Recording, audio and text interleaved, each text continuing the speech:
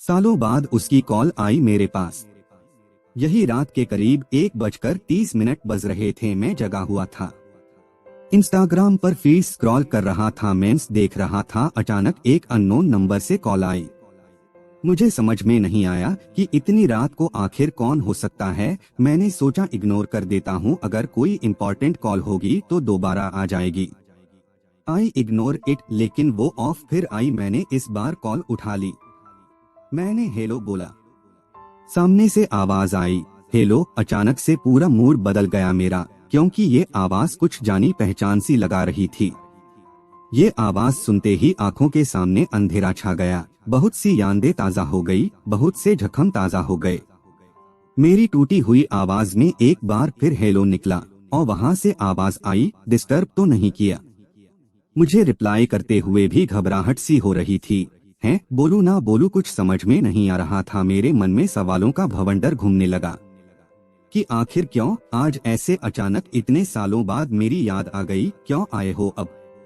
मैंने हिम्मत करके बोला, नहीं। बोलो, उसने पूछा। कैसे हो? मैंने कहा, ठीक हूँ, तुम? मेरे इस सवाल के बाद उसका रोना छूट गया और कहा, ठीक नहीं हूँ। अब मैं और भी ज्यादा कंफ्यूज हो गया कि यह हो क्या रहा है। आउट ऑफ नोवेयर इतने सालों के बाद देर रात को कॉल आती है और रोना निकल गया। मैंने छुपाया, बात करी तो पता चला कि वह जिसके साथ थी उसने उसको किसी और के लिए छोड़ दिया। वो जैसे जैसे बता रही थी कि जिस तरह से वो गिड़गिड़ाई उसके लिए, उसे रुकने के लिए, उसके प्यार के लिए, उसी तरह मैं भी गिड़गिड़ाया था एक दिन, उसी के लिए, उसी के प्यार के लिए। और जिस तरह से उस लड़के ने मुड़कर नहीं देखा उसे, उसी तरह उसने भी नहीं मुड़ के देखा था मुझे।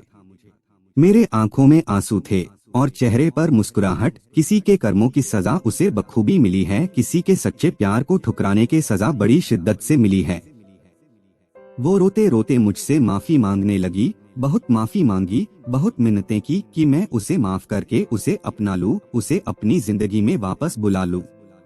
मैंने उसे कई साल प्यार किया था, कई साल लग गए मुझे उसके प्यार से उभरने में। वो लौटी तो ऐसा लगा जैसे मेरी जिंदगी, मेरी खुशियां लौट आई। मैंने उसे माफ कर दिया। फिर उसने मुझसे पूछा, क्या तुम मुझे अपनाओगे? इस सवाल को सुनते ही मुझे वो सारे दिन, सारी यादें, सारे किस्से याद आ गए। हमारी पूरी रिलेशनशिप फ्लैश हो गई और मैंने आंखों में आंसू लिए जवाब दिया, कभी नहीं।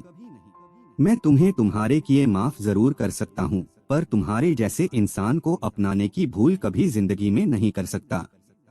वो जख्म जो तुमने दिए, वो आंसू जो तुम्हारी याद में हर रात, दिन, महीने, सालों तक बहाए, वो कैसे भूल जाऊं? वह दर्द जो तुमने दिया है, उसे कैसे भूल जाऊं?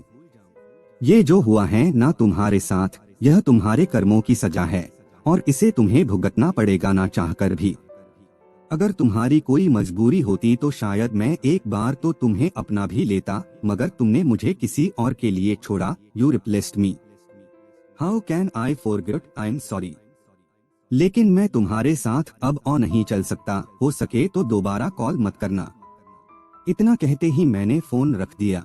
यह पहली बार था जो मैंने उसको ना कहा था। मुझे रोना तो बहुत आया और मैं रोया भी, पर मैंने गलतियां दौरान दोहराने की भूल नहीं की।